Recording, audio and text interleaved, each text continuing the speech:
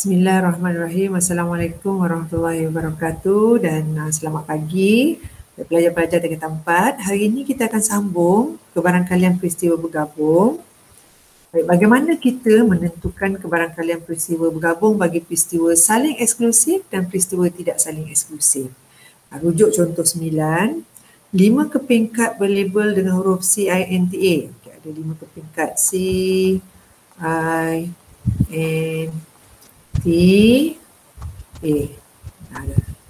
Dimasukkan ke dalam sebuah kotak. Sekeping kad dipilih secara rawak. Satu kad yang kita akan keluarkan daripada kotak ini. Hitung kebarangkalian kad itu berlabel konsonan ataupun A. Baik, kamu nampak perkataan atau dekat sini? Baik, peristiwa pertama memilih kad yang berlabel huruf konsonan. Okay, peristiwa yang kedua ialah memilih kad huruf A. Ada dua peristiwa. Di kad yang berlabel huruf konsonan ialah C and T, dan kad yang berlabel huruf A ialah satu saja, kad A. Jadi bila kita nak cari kebarangkalian memilih kad yang berlabel huruf konsonan atau A, kita boleh gunakan rumus bagi dua peristiwa saling eksklusif, kerana kad-kad ini bukan kad yang sama.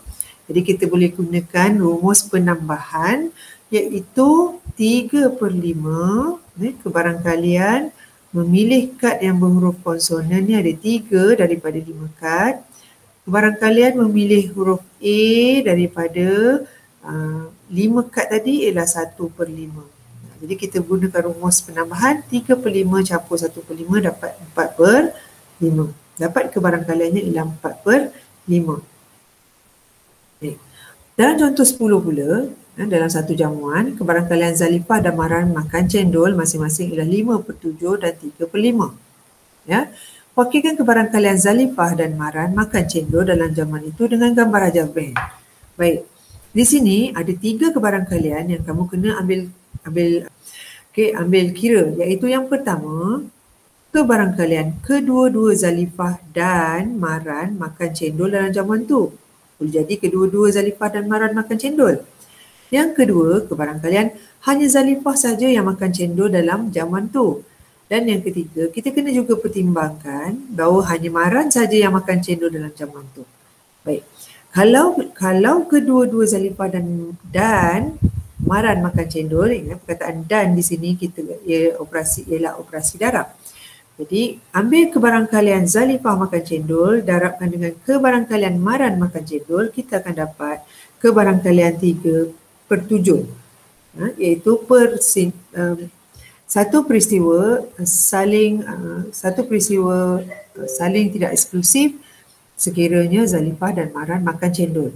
Jadi kita masukkan dalam gambar rajah band kita. Kalau Zalifah dan Maran sama-sama makan cendol dalam jamuan itu, maka kebarangkaliannya ialah 3/7. Okey. Kalau Zalifah saja yang makan cendol dalam jamuan itu, berapakah kebarangkaliannya?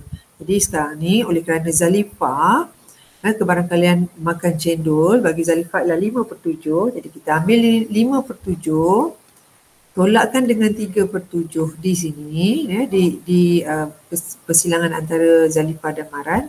Baik, bakinya tinggal 2/7. Jadi 2/7 ialah kebarangkalian hanya Zalifah makan cendol dalam jamuan itu. Baik, apakah kebarangkalian sekiranya hanya Maran saja yang makan cendol dalam jamuan tu? Baik, kebarangkalian makan cendol, Maran makan cendol dalam jamuan itu adalah 3/5. Jadi oleh kerana dekat sini dah ada 3/7, kebarangkalian Maran makan cendol ialah 3/5. 3/5 di sini, 3/5 tolakkan dengan 3/7 sekiranya kedua-dua mereka makan cendol dalam jamuan tu. Baik, ini kita selesaikan guna matematik, asas matematik, samakan pengangka dan penyebut.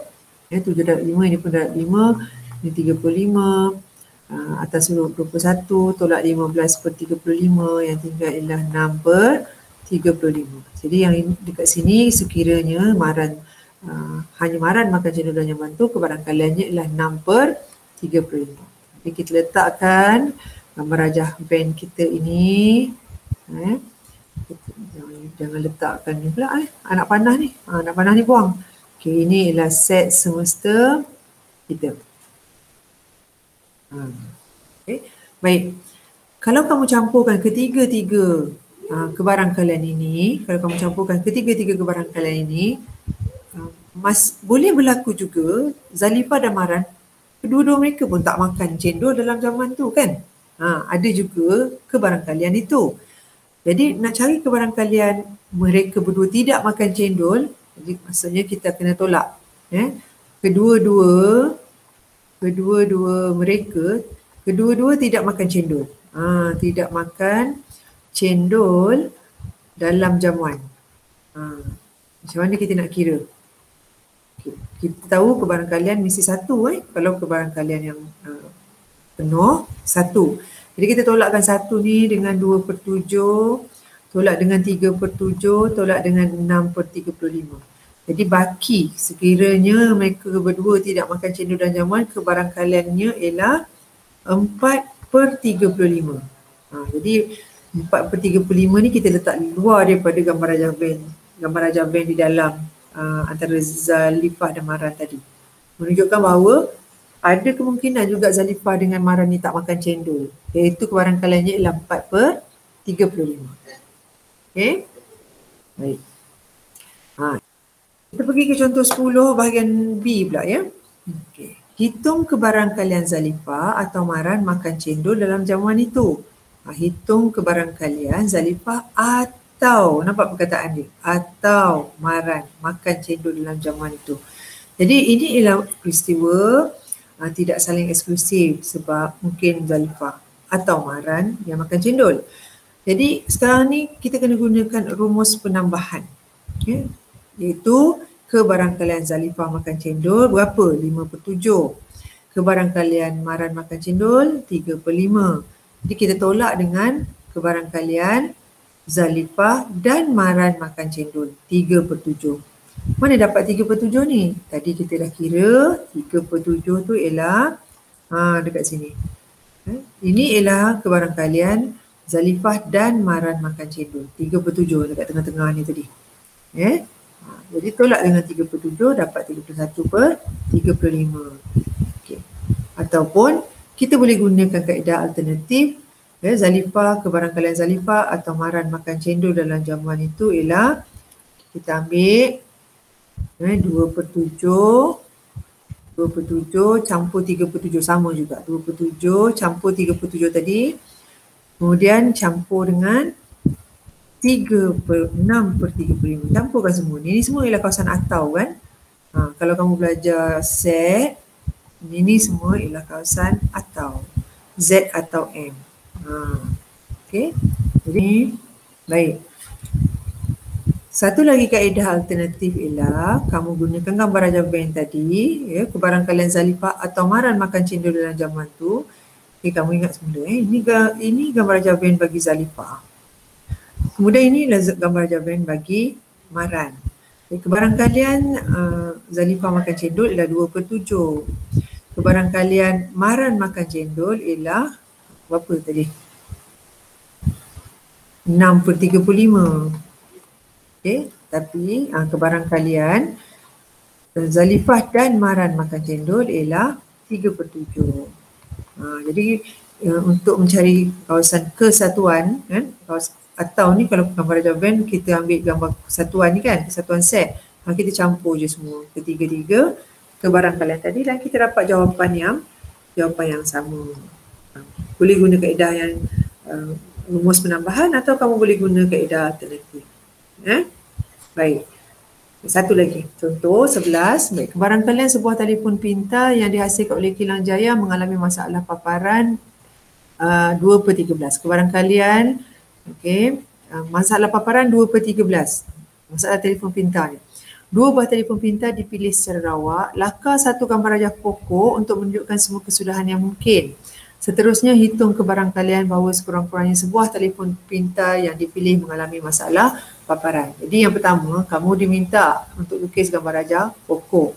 Kemudian yang kedua, hitung kebarangkalian bagi peristiwa ini. Sekurang-kurangnya sebuah telefon pintar mengalami masalah paparan.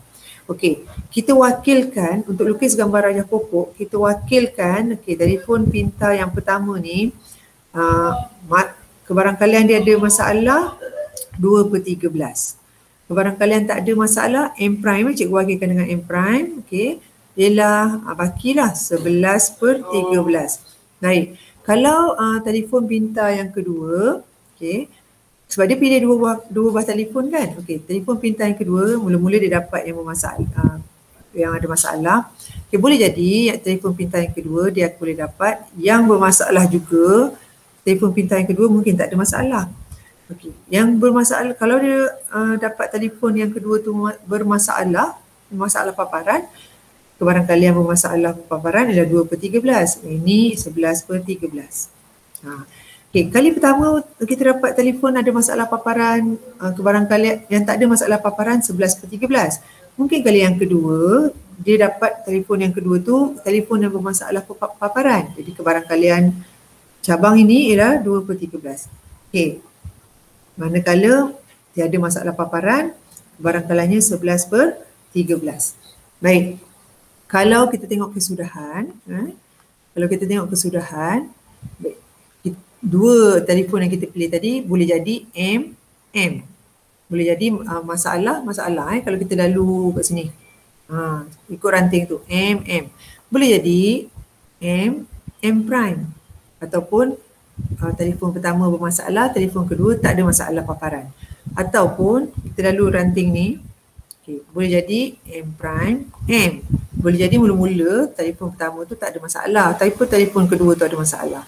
Ataupun kita ikut cabang ni, ranting ni, kita dapat bermasalah, yang telefon pertama bermasalah, telefon kedua pun bermasalah juga paparan tu. Okay, baik, kita dah rakalkan satu gambar rajah pokok. Okay. Seterusnya hitung kebarangkalian bahawa sekurang-kurangnya sebuah telefon pintar yang kita pilih itu mengalami masalah paparan. Yang mana satu kesudahan, yang sekurang-kurangnya satu mesti ada masalah. Ini satu. Betul? Okey, satu masalah. Masalah tak ada masalah.